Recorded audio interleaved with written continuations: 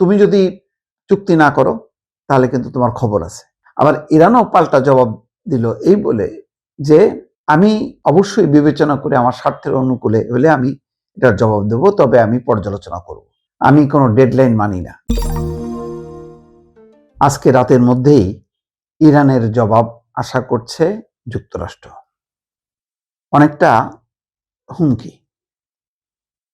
এবং শুধু তাই না, গতকালকে যেটি হয়েছে, ইরান বলেছে শুধু হরমুজ প্রণালী নয়, ইরানের উপকূলীয় বন্দর খামির, সিরিক এবং কেশম দ্বীপে আমেরিকা বিমান হামলা চালিয়েছে। তার জবাবে আবার ইরানও হামলা চালিয়েছে এবং বলছে যে উল্লেখযোগ্য ক্ষয়ক্ষতি হয়েছে। তার বিস্তারিত বিবরণ কোনো পক্ষই বলেনি। ট্রাম্প বলেছে যে যুদ্ধবিরতির যেই এখন চলছে সেটা অব্যাহত থাকবে, এটা বন্ধ না।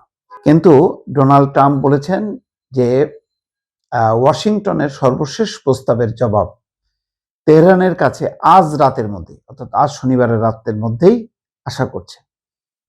তো এখন যখন আশা করছে তখন এই পাল্টাপাল্টি হামলা কেন, তার ব্যাখ্যা নেই।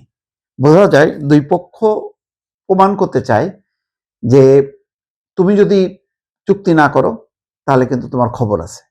আবার ইরানও পাল্টা জবাব দিল এই বলে যে আমি অবশ্যই বিবেচনা করে আমার স্বার্থের অনুকূলে হলে আমি এটার জবাব দেব, তবে আমি পর্যালোচনা করব। আমি কোনো ডেডলাইন মানি না যে আজকে রাতের মধ্যেই জবাব দিতে হবে, এমন কোনো কথা নেই। ফলে ইরানও পাল্টা জবাব দিয়েছে। তার মানে পাল্টাপাল্টি চলছে। এখন এই চুক্তি, যুদ্ধবিরতি সবই কিছু আপেক্ষিক। দেখেন, ওই লেবাননে কিন্তু যুদ্ধবিরতি চলছে, কিন্তু আসলে কি এই হচ্ছে না, তুমুল বেগে সেখানে যুদ্ধ চলছে। মানে ওই যুদ্ধবিরতি শুধু কাগজে কলমে। এমনকি ওয়াশিংটনে যে যে যুদ্ধবিরতি হলো, সেই যুদ্ধবিরতি পর্যন্ত ইসরায়েল তোয়াক্কা করছে না। তো ফলে এই মানে এক্ষেত্রে ইরানের ক্ষেত্রে হরমুজকে নিয়ে যে ঘটনা, তো সেখানে চুক্তি হলে এবং চুক্তির ঠিক আগে ভাগে যেখানে জাস্ট মানে এখন কাউন্টডাউন করা যে কখন কোন সময় ইরান সিগন্যাল দেবে এবং চুক্তি হবে, ঠিক সেই সময় এই হামলার অর্থটা কি? তার মানে হচ্ছে যে বারবার আমেরিকা বোঝাচ্ছে যে ইরান তোমাকে শান্তিতে আমি থাকতে দেব না। তুমি যতই চুক্তি করো আমাদের সাথে, যাই করো না কেন, তুমি শত্রু দেশ, তোমার সাথে শত্রুর মতনই ব্যবহার করা হবে। এটাই পলিসি, এই পলিসিটাই রাখবে।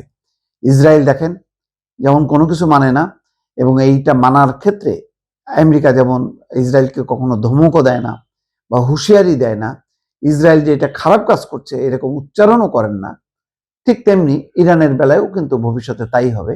এমন একটা অবস্থা রাখতে চায় আমেরিকা এবং ইসরায়েল, যেখানে যখন তখন তারা ইরানের উপর হামলা করবে, মানে ইরান যাতে কোনোভাবেই মাথা তুলে দাঁড়াতে না পারে। এই কারণেই ইরান বলছে যে চুক্তি হইতে হবে স্থায়ী চুক্তি।